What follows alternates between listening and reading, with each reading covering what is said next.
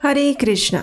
हम श्रवण कर रहे हैं श्रीमद् भागवतम के 11वें स्कंद से भगवान श्री कृष्ण और उद्धव जी के बीच हुए ज्ञान वर्धक संवाद का। भगवान के श्री विग्रह की सेवा विधि जानने के बाद अब देखते हैं कि उद्धव जी ने भगवान श्री कृष्ण से कौन सा नया प्रश्न पूछा। उद्धव जी ने जिज्ञासा प्रकट करते हुए भगवान श्री कृष्ण से कहा, हे भक्त वत्सल, ये भौतिक शरीर जड़ पदार्थ से बना है और इसमें कोई चेतना नहीं है। दूसरी ओर आत्मा सच्चिदानंद है और सदा ज्ञान से भरपूर रहती है। ऐसा प्रतीत होता है कि दोनों ही भौतिक जगत की अज्ञानता का अनुभव नहीं कर सकते। तो फिर भला कौन भौतिक जगत के कलेशों का सहन करता है? कृपया मेरी शंका का निवारण करें भगवान। इसका उत्तर देते हुए भगवान श्री कृष्ण ने कहा, प्रिय उद्धव, आत्मा का भौतिक अस्तित्व तब तक रहता है जब तक वह इस जड़ शरीर से अपनी पहचान करता है। तुमने सत्य कहा कि आत्मा और जड़ शरीर में से कोई भी भौतिक जगत के द्वंद्व से प्रभावित नहीं होता। अभी तो ये मिथ्या अहंकार ही है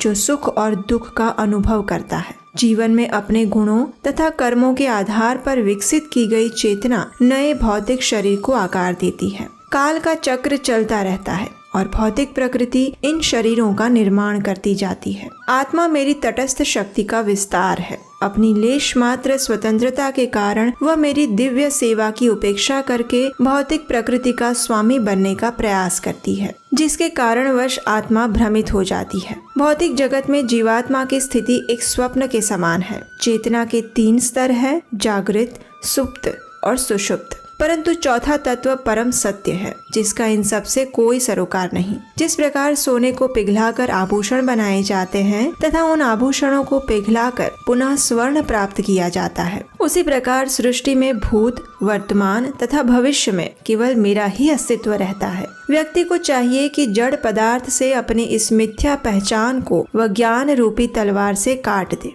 भौतिक अस्तित्व आत्मा के लिए रोग के समान है। यदि रोग का उचित उपचार न किया जाए तो वह पुनः रोगी पर आक्रमण कर सकता है। इसी प्रकार से अशुद्ध मन साधक को अपनी पुरानी आदतों को जागृत करके कष्ट देता है। साथ ही साथ देवतागण भी उसके मार्ग में आसक्ति की बेड़ियां डाल देते हैं। इसलिए एक विवेकी पुरुष को चाहिए कि वह अपनी चेतना को आत्मा में स्थिर करे। ऐसा करने पर उसे अपने शरीर की गतिविधियों का कुछ भी भान नहीं रहता। वह सदा स्वयं को अपने शरीर से अलग देख पाता है। शारीरिक वेगों को रोकने के लिए योगासन, प्राणायाम, तप, औषधियाँ तथा मंत्र उच्चारण जैसी कई विधियां हैं। परंतु मेरे मत अनुसार मेरे पवित्र नाम का जप, कीर्तन और मेरा चिंतन सबसे प्रभावशाली है। तो अब हम पहुंच गए हैं उद्धव जी के अंतिम प्रश्न पर। भगवान श्री कृष्ण का महिमा गान करते हुए उद्धव जी ने कहा, हे भगवान, अपनी शरण में आए हुए हर व्यक्ति का आप हर प्रकार से पालन करते हैं। आपके भक्त को भला किस बात का अभाव? जब आप भगवान रामचंद्र के रूप में अपनी लीला कर रहे थे तो ब्रह्मा जी समेत सभी देवतागण पंक्ति में खड़े रहकर आपके सिंहासन को स्पर्श करने के लिए प्रतीक्षा करते थे। परंतु आपने तो हनुमान जी जैसे महान भक्तों को ही अपना संगी बनाया था। ऐसा इसलिए था क्योंकि हनुमान पूर्णतः आप पर आश्रित थे।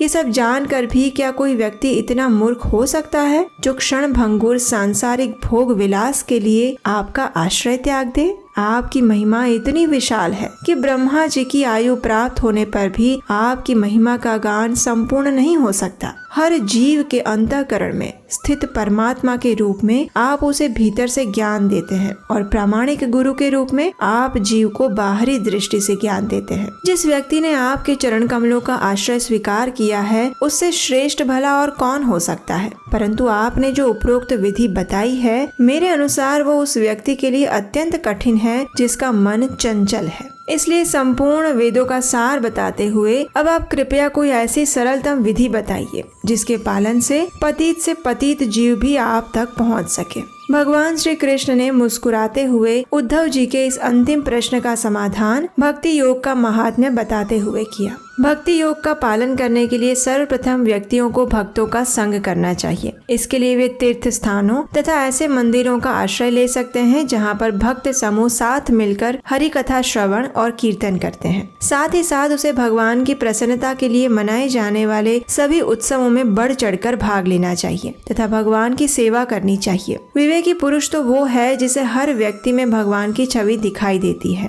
ऐसे व्यक्ति के लिए ब्राह्मण तथा चांडाल चोर तथा दानी, सज्जन तथा दुर्जन, ये सब एक समान होते हैं। ऐसा व्यक्ति पशुओं में भी भगवान के दर्शन करते हुए उन्हें दंडवत प्रणाम करता है। प्रत्येक प्राणी में भगवान को देखने की पद्धति ही सर्वोत्तम मार्ग है तथा भगवान ने स्वयं इस पद्धति को स्थापित किया है। जब भक्त किसी संकटपूर्ण स्थिति का सामना करता है तो बाहरी रूप से ऐसा प्रतीत हो सकता है कि उसकी भक्ति विफल रही, लेकिन यदि ऐसी अवस्था में वह भगवान को कुछ भी अर्पण करता है तो वह उसे अवश्य स्वीकार करते हैं। श्रीमद् भागवतम की कथा श्रृंखला में हमने सुनी हुई गजेंद्र मोक्ष की कथा इसी का उदाहरण है। इसके साथ ही अपने शब्दों को विराम देते हुए भगवान ने उद्धव जी को बताया कि जो भी व्यक्ति उनके बीच हुए इस दिव्य संवाद को ध्यान पूर्वक सुनता है तथा उन शिक्षाओं को अपने जीवन में उतारते हुए भगवान की भक्ति में दृढ़ता से स्थित रहता है, वह सदा के लिए कर्म बंधन से मुक्त हो जाता है। साथ ही साथ उन्होंने ये भी कहा कि किसी भी कपटी, नास्तिक, श्रद्धा विहीन, अभक्त और अहंकारी व्यक्ति को ये ज्ञान प्रदान ना किया जाए। ये ज्ञान केवल उनके लिए है जिनके हृदय में भगवान के प्रति भक्ति भाव है, श्रद्धा है। और अंत में उद्धव जी ने भगवान श्री कृष्ण के समक्ष कृतज्ञता प्रस्तुत करते हुए कहा, हे भगवान, आपके द्वारा दिए गए इस दिव्य ज्ञान से मेरी मोह माया का बंधन कट चुका है। आपने मुझ जैसे एक शूद्र व्यक्ति के मन में भी ज्ञान का दीपक प्रज्वलित किया है। मैं आपको बारंबार प्रणाम और नमस्कार करता हूँ। तो इस प्रकार श्रीमद् भागवतम के 11वें स्कंद में वर्णित भगवान श्री कृष्ण और उद्धव जी का दिव्य संवाद यहीं पर समाप्त होता है। हमें आशा है कि आपने इस पूर्ण श्रृंखला का ध्यान पूर्वक श्रवण किया होगा और आपके मन की कई शंकाएं इस दिव्य संवाद के माध्यम से मिट गई होंगी। इस वार्तालाप के पश्चात आखिर भगवान श्री कृष्ण ने उद्धव जी से क्या कहा? सभी यादवों के द्वारिका नगरी छोड़ देने के बाद भगवान श्री कृष्ण ने अपनी लीलाओं का समापन कैसे किया? यदि आप इन प्रश्नों का सटीक उत्तर जानना चाहते हैं, जो कि हमारे पुराण श्रीमद् भागवतम में दी गई है और जिसे लेकर कई भ्रांतियां प्रचलित हैं, तो श्रवण करते रहिए आपके अपने चैनल उपदेशाष्टकम पर श्रीमद् भागवतम की इन सुंदर कथाओं का। और प्रतिदिन इन कथाओं को सुनते रहने के लिए आपके अपने इस चैनल को सब्सक्राइब करें। और हम आपसे मिलेंगे श्रीमद् भागवतम श्रृंखला की अगली कड़ी के साथ बहुत जल्द। हरे कृष्णा।